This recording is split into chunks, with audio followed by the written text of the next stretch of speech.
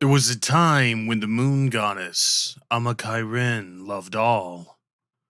Her people, her places of worship, and her wolves. She loved the creatures so that her brother, the god of hunt, created wolf-like creatures that also somewhat resembled the other species she fancied. Given their creation, they were the most loyal. They served as forge masters in her personal Moonforge, arming the priests and priestesses of her many temples. It is said they were her favorites, until their betrayal had them banished to an endless inferno. No one is quite sure what this betrayal was, and the wolves have been forbidden to speak. Still, she holds a great deal of love for her backstabbers. There is no relief in the pits of magma and toil, so she sends her most beloved priests and priestesses to bond with the wolves and bring them the kindest mercy she can offer.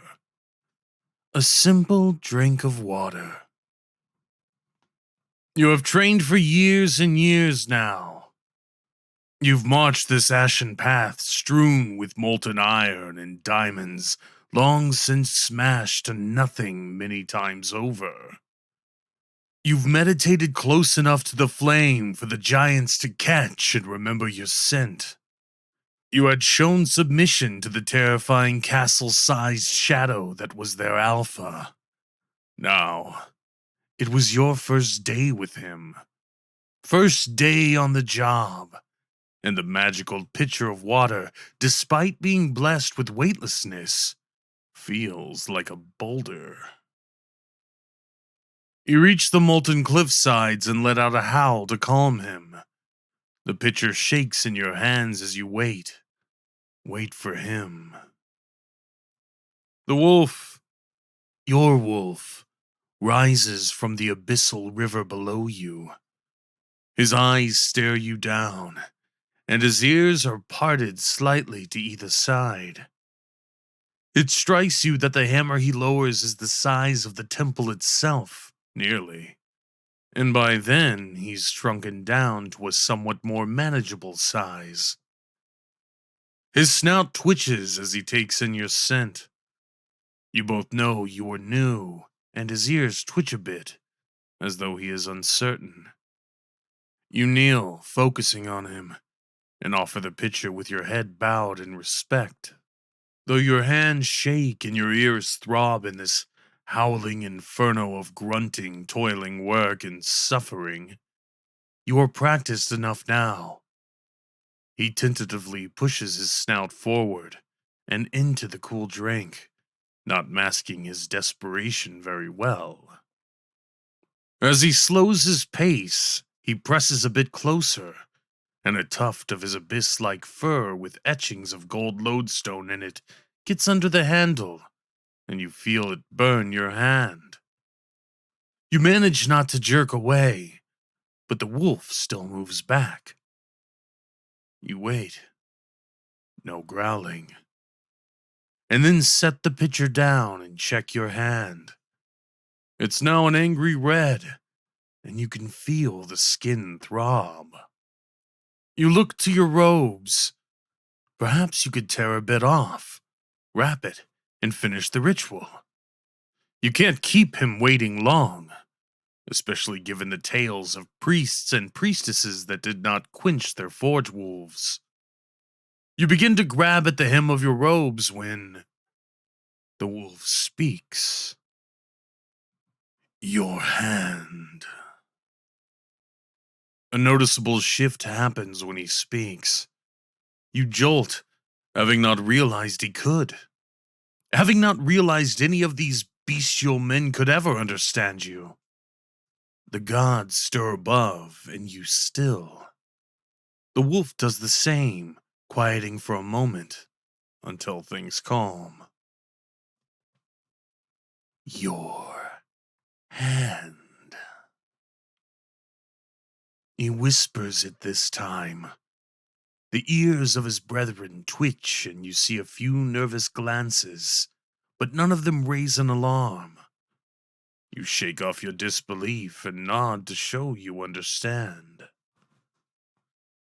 It burned. Your skin still throbs and hums angrily from the burn, but you instinctively try to hide it. Knowing he can sense you are wounded makes the heat a bit chillier. Let me see. I fix. His brow furrows, and you both tense before he heaves a sigh through his snout and dips his massive hand down into the lava below. See. Claws go in lava. He brings his claws back up from the molten pool, and you see a good bit of the obsidian fur singed off. You see how I am missing fur where I stuck claws, yes? Good. Watch now. He opens his mouth, and all you see is sharp teeth and a tongue just as molten red as the lava beneath. He quite literally licks his wound like a dog might at home. Surely he's toying with you now, luring you into a false sense of security before he snaps you up. But as soon as your doubts set in, his fur regrows back to its full sheen. He admires his handiwork for a moment, flexing a bit as though settling the new parts of him. The smirk deepens as he catches your expression of awe. Yes, fur all grown back. Impressive, isn't it? No, we should not be talking. Let me see your hand. He rolls his tongue out, letting it wag playfully as you muffle a gasp. One lick. Your burn will heal. I won't bite. Big as I am, most of the top of you would be gone if I bit down. I might be a rule breaker, as you moon shrine priests and maidens say. But all wolves know to respect those that bring the water, that offers us a drink for our work, and a pleasant sight to distract from our eternal torment. What do you taste like, I wonder? Even burned, I'm sure you must be.